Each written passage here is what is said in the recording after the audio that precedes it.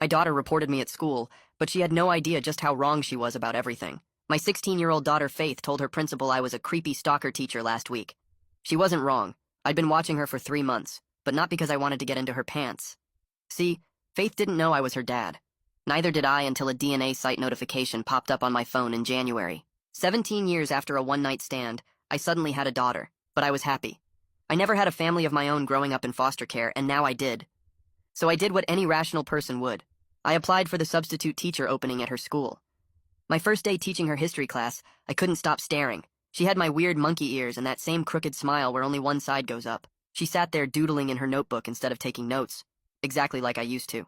I kept picking on her for questions, doing anything to chat with her, but that only made things worse.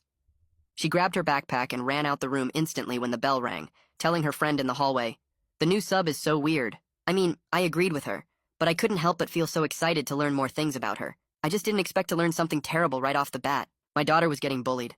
I caught 3 girls pushing Faith under the stairwell, blocking her way. They tossed her sketchbook between them, laughing while she begged for it back. "Aw, look guys, she's crying," one of them mocked. I instantly saw red. "Give it back! Now!" I shouted. The entire hallway went silent. Teachers usually never screamed like that, but this was my daughter. But Faith looked mortified, like I was the bad guy for helping her. The girls dropped her sketchbook and scattered. She grabbed it and ran off without looking at me. I thought at the time that what I did was protection, so the next day in class, I rearranged the entire seating chart and moved her to the front, away from the bullies. But that only fueled the flame. During lunch, the girls approached Faith, giggling, "Oh my God, Faith, are you dating the substitute teacher? That's such a new low, even for you." Her face turned red. She ran out the cafeteria and started eating lunch in the bathroom, trying to avoid both her bullies and me. I didn't even realize how deep of a misunderstanding we had until the counselor pulled me aside and warned, "You know your student Faith?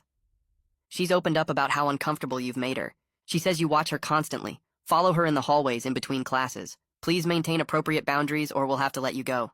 I agreed and tried to keep my distance the rest of the week. But that Friday, I couldn't help it. The whole school gathered in the gymnasium for the school art show. I was excited watching Faith walk up to the microphone with a sculpture she'd been working on for months. This piece is called Inheritance, and it's about the things we get from the parent I wish I'd met. My chest tightened. She pulled the sheet off her sculpture and people gasped. It was beautiful.